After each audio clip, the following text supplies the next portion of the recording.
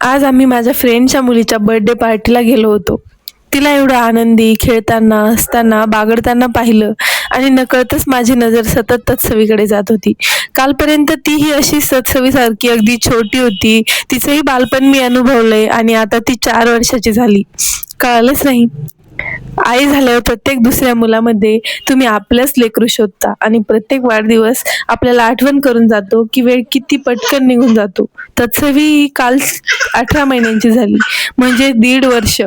वेळ कसा पंख लावून उडून गेला नाही. म्हणून आता प्रत्येक छोटा क्षण जपायचा, फोटोमध्ये, व्हिडिओमध्ये, तर काही मनामध्ये साठवायचा, कारण हे आपल्या मुलांचं लहानपण कधीच परत येणार नाही. आजच्यासाठी एवढंच. भेटूया उद्या नवीन व्हिडिओ सोबत.